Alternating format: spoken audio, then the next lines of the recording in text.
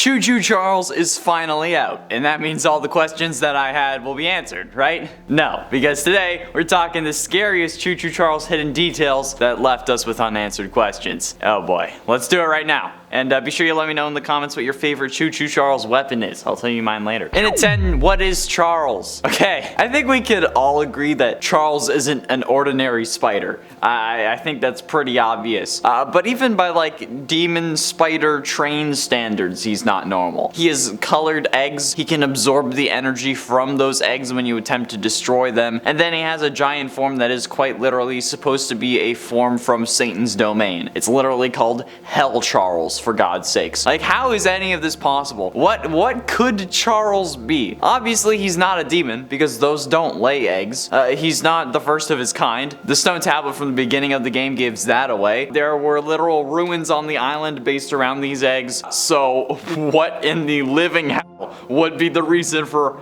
any of this? Of course, the real reason is Charles, but it couldn't have been when these temples were created. This wasn't specifically Charles. So like, what's really going on with this giant train spider demon from hell that isn't actually a demon? And at 9, evacuation. According to Eugene at the start of the game, the island had actually started evacuations after the discovery of Charles, and that he was one of the first ones off the island. But then, apparently, they seemingly stopped evacuations after this. This could have been because of Warren, and I think the game partially hints at that. But my question is, why the hell are these people listening to some mining corporate stooge about leaving these random people who aren't mining workers on the island? Warren interfering or not, what I can only assume is the government not evacuating as many people as they can. What the hell? Why? Plenty of people still want to go back to the mainland. There's one guy even waiting for another boat. Charles apparently destroyed the last one, but has nobody found that suspicious? Has nobody on the mainland thought, huh, that boat isn't back yet, and they aren't answering any of my calls? Maybe something's wrong. No! There's none of that. We have to row with Eugene back to the island. And if it's within rowing distance, why would they think it's taking so long to bring people back? They wouldn't think that. It wouldn't take that long. So what's the deal? What's the deal with airline food? You know I'm a white comedian because I'm making this voice. That's how it works.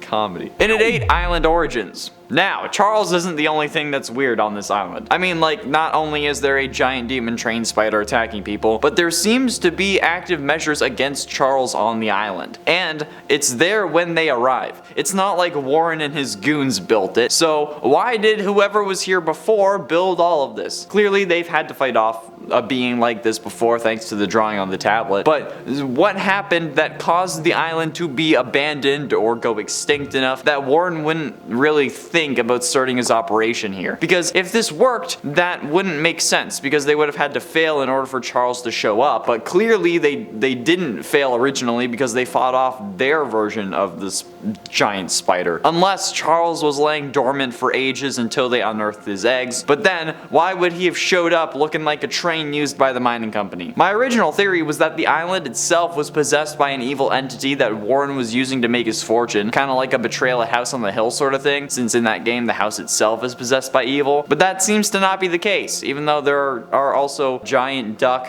that is possibly a kaiju, a swamp monster that is, I'm pretty sure, is a reference to squids from Minecraft, and oh yeah, Slenderman. Slenderman. A copyright distinct version of Slenderman. It is 7, island location. We also don't know where Arcanerum is located. It's closer to the mainland than most might assume, since after all we do row there with Eugene, but other than that we get basically no information towards where this game actually takes place. In like a map world geography sense. Not like we know it's Arcanerum, but like we don't know where in the world the island would be. I could probably figure it out, but this is a top 10 list and I don't have that kind of time. So if I'm gonna do that, I'll have to save it for another video, and let me know if you actually want to see something like that in the comments. I have some ideas about how I could figure it out, but if you don't want the video, I'm not gonna force it on you, and I'm not gonna force myself to do it. But yeah, other than we know it's within rowing distance of a mainland, that's all we have. Well, okay, we know it's within rowing distance for a father who is trying to make sure his son doesn't get killed by a giant demon train spider, so I think that it'll be a little further than your average Joe, or average Eugene in this case, dare I say. I feel like a Joe would be able to row further than a Eugene though. I don't know. Like, in my head, that's my opinion. Depends on the Joe, though. Hey, that rhymed.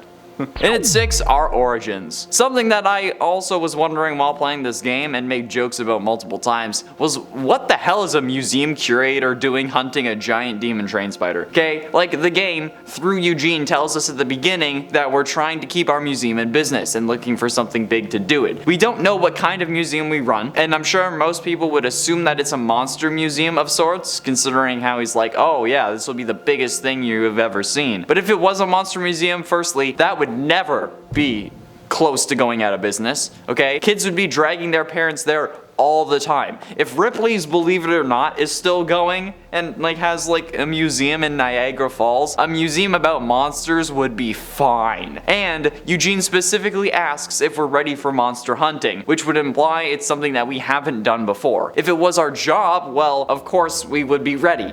It's our job, but we seemingly aren't. We then also get referred to as a monster hunter multiple times by NPCs, but we're also referred to as the museum guy.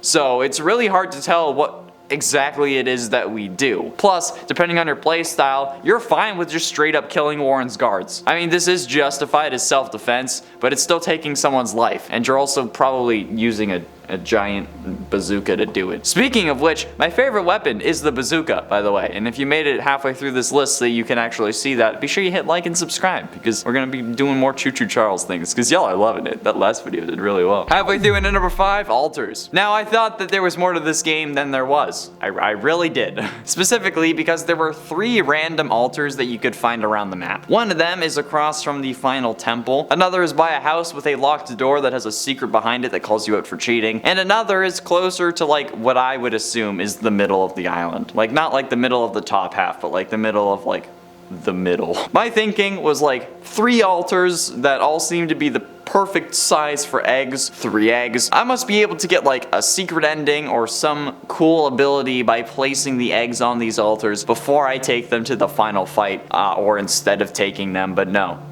they didn't do anything. You can't actually interact with them. They don't have anything around them that does anything. One might have a scrap, one has a note that starts talking about Gus the Bus, which is another entity on the mainland that Charles is scared of apparently, but it's just random ravings. I thought that these were gonna be like something insane where I was able to destroy all of the eggs at once and then it was actually a good ending, but it's just a crazy guy talking about a bus demon, so nope. What are they for? That's my question. They're there, there's 3 of them, they have to have a purpose. What is it? In at 4, Warren. Warren himself is really confusing to me as well, honestly, okay? Like, I don't think anyone has actually seen him before the final cutscene when I've watched people play. I didn't see him before the final cutscene. Where did he come from? Okay, how did he check on the temple that he'd assume is well guarded just as we're about to put the 3rd egg into the shrine thing? Like maybe he had heard about the egg thefts from the mines, sure, but if that was the case, he would have just upped the security at the temple to make sure that he didn't get put in a position where he had to convince someone that he'd never met before and has been told all sorts of horrific things about him that he's right to guard the eggs. Cause if that was me in that situation and like actually in that world not playing the game and I had the choice, or even if I was just playing the game and it gave me the choice to listen or to use the egg, damn straight I would have destroyed the eggs. I was told nothing but bad and suspicious things about Warren the entire game. I never saw him once. Only at that final cutscene did I ever see him, and if he was in the actual world, he would have stuck out like a sore thumb otherwise. Because this man was dressed in a full yellow suit with a cowboy hat, like a discount Doug Dimmadome, owner of the Dimsdale Dimmadome. So how does he just show up out of nowhere, think that he'll convince us, and then die in a very evident way like it was supposed to be some big story moment? Like, sure, the secondary antagonist is dead, hooray, but like, why does that matter if we're about to kill Charles anyway? I don't know, it's a whole lot of weird going on here. I don't know what his plan was. Getting close to the end, and at number 3, Hell Charles. So the actual origins of Charles and how he came to be are extremely confusing. You see, the reason they call him Charles is because that's the name of the mining company run by Warren. The guy who's been uncovering the eggs. You know, the one that I just talked about, yellow monkey suit. It's like the man from Curious George and Doug Dimmadome combined. That's basically what I see when I look at him. Yeah, that guy. And that's the name of the company. And they're not calling him that because like they blame him for Charles. It's because that's like the branding on the train. The trains are meant to transport materials, therefore the trains are Warren's and are branded with the company logo, including the train that we're using before we start adding any armor to it and then it gets covered up. And all the other discarded trains we find along the way, like in the junkyard where you get the lockpick, and various other locations like outside of mines. They all have the Charles branding, which implies that Charles somehow took control over or became a copy of the trains used by Warren and used by us as we play. How could that even happen? And then, on top of that, he can absorb the energy from his eggs when they're being destroyed, and when he does do so, he transforms into an even more monstrous version of himself called Hell Charles. What the absolute fuck? This answers none of the questions that I had, it only gives me more. Bro,